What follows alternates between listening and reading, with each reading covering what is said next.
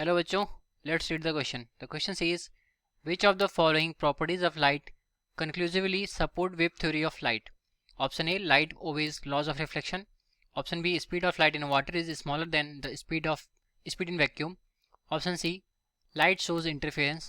Option D, light shows photoelectric effect. So question में बोला है कि यहाँ पर कुछ हमें प्रॉपर्टीज दी गई हैं लाइट्स के बारे में. तो बोला इसमें कौन सी जो प्रॉपर्टी है वो वेव थ्योरी ऑफ लाइट को सपोर्ट करती है. ओके, तो सॉल्व करते हैं इस प्रॉब्लम को. तो पहला ऑप्शन बोला कि light obeys laws of reflection. तो इसको वन बाय वन करके हम सॉल्व करेंगे. ठीक है, तो हमारा यहाँ पर की पॉइंट पहले क्या होगा ये देख लें. तो जो लाइट होती है वो हमारी इलेक्ट्रोमैग्नेटिक वेव होती है. ठीक है, ये हमारा की पॉइंट हो गया. Light is an electromagnetic wave. इसको हम ईएम वेव के नाम से जानते हैं. Light is an EM wave. ठीक है, और इलेक्ट्रोमैग्नेटिक वेव को ट्रेवल करने के लिए किसी मीडियम की जरूरत नहीं होती. मतलब वो वैक्यूम में भी ट्रेवल करता है और मीडियम में भी ट्रेवल करता है. ठीक, तो यहाँ पर ए बोल रहा है कि light obeys laws of reflection. ठीक, तो जो लॉज ऑफ रिफ्लेक्शन होता है यहाँ पर क्या होता है कि हमारा जो लाइट पार्टिकल होता है जैसे कि फोटॉन, हमारा लाइट पार्टिकल क्या होता है, फोटॉन होता है. ये हमारा फोटॉन अगर किसी सरफेस पर इंसिडेंट होता है और वहाँ से रिफ्लेक्ट होता है, ठीक, तो वो ये इसके पार्टिकल नेचर को शो करता है. जैसे कि हमारा ये फोटॉन आया यहाँ पर और यहाँ पर इंसिडेंट किया, फिर यहाँ से रिफ्लेक्ट हो गया, तो इसको बोलते हैं रिफ्लेक्शन ऑफ लाइट. ठीक, तो रिफ्लेक्शन क्या होता है, एक पार्टिकल नेचर को शो करता है. जैसे कि अगर हम किसी बॉल को किसी सरफेस पर फेंकें और वो रिटर्न बैक हो जाए हमारी साइड में, तो उसको क्या बोलते हैं, रिफ्लेक्शन या फिर बाउंस बैक कर जाना. तो ये हमारा क्या होता है, ये हमारा पार्टिकल नेचर को शो करता है.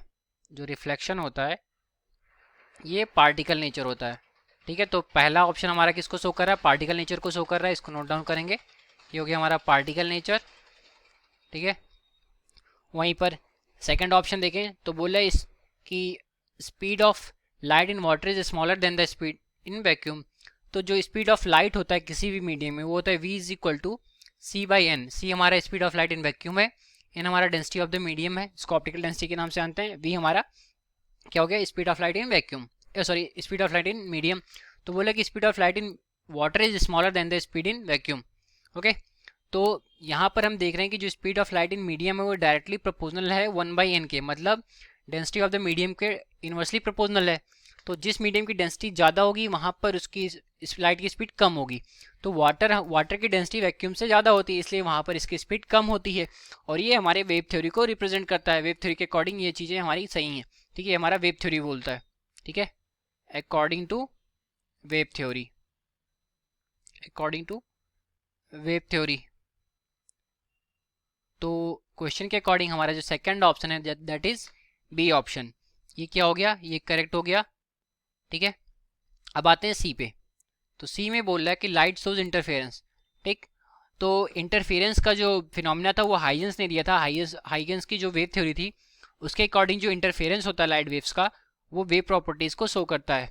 ठीक है, अकॉर्डिंग टू हाइगन, according to Huygens principle, according to Huygens principle, the interference of light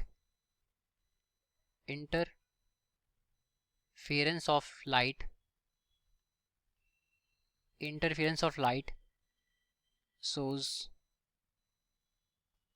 wave nature of light. ठीक है, तो ऑप्शन सी भी हमारे क्वेश्चन के अकॉर्डिंग करेक्ट हो गया. अब ऑप्शन डी में देखते हैं कि क्या बोल रहा है. तो ऑप्शन डी कह रहा है कि light shows photoelectric effect.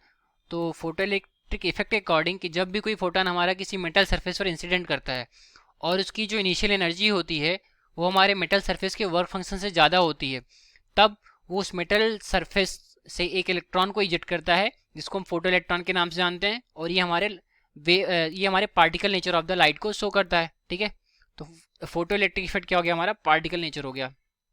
Photo electric effect इसको आइंस्टाइन ने दिया था. ठीक है, फोटो इलेक्ट्रिक इफेक्ट में क्या बोला गया था कि हमारा जो इंसिडेंट फोटॉन है उसकी एनर्जी हम ई से डिनोट करें, अगर ये हमारा ग्रेटर देन है work function of the metal, तो क्या होता है वहाँ पर ejection of the photo electrons होता है.